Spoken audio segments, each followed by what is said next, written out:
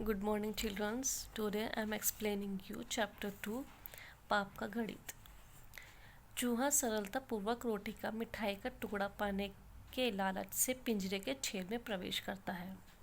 इस सफलता को वह अपनी बुद्धिमत्ता और सौभाग्य भरी उपलब्धि मानता है। मिठाई में अथवा घी चुपड़ी रोटी के टुकड़े में दांत लगाते समय तो उसकी प्रसन्नता का ठिकाना ही नहीं रहता।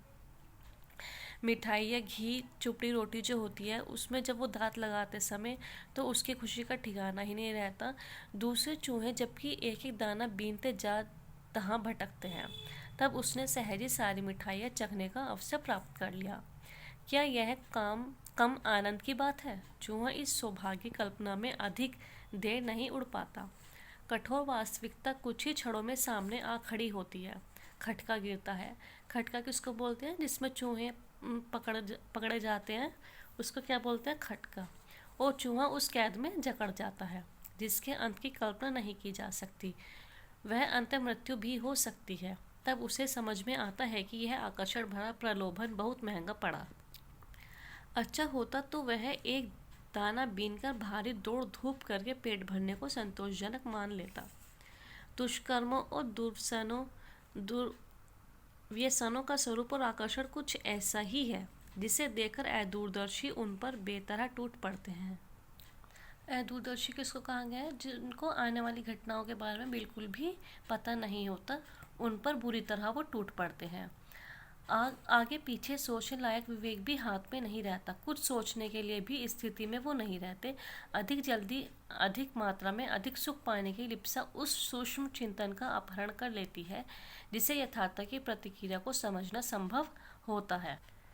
ज़्यादा जल्दी और ज़्यादा मात्रा में सुख पाने की जो उनके अंदर लालच होता है वो उसका अपहरण कर लेते हैं और उसकी प्रतिक्रिया को समझना वो संभव हो जाता है। कुकर्मी को आरंभ में अपनी बुद्धिमत्ता पर गर्व होता है। वह अपने साहस की अपने आप ही प्रशंसा करता है जिसे दूसरे लोग कर नहीं पाए और अधिक सुख भोग करने से वंचित रह गए। किंतु उसकी यह मान्यता देर तक स्थिर नहीं रहती। कुछ ही समय में पता चलता है कि जो कमाया गया उससे हजारों गुना अधिक गंवा दिया गया। तो कुछ ही समय में उनको क्या पता चलता है कि जो उन्होंने कमाया था उससे ज़्यादा उन्होंने उसको गंवा दिया है। कुकर्मी को अपना शील सदाचार गंवाना पड़ता है।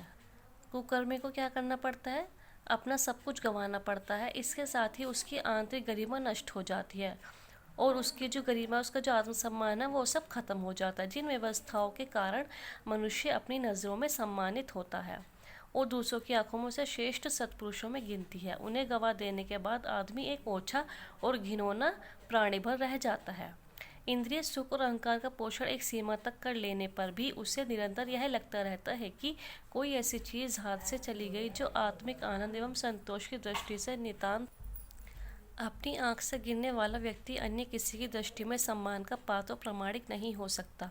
जो अपनी आंख से ही व्यक्ति गिर जाता है वो सम्मान और पात्र का प्रमाण नहीं हो सकता।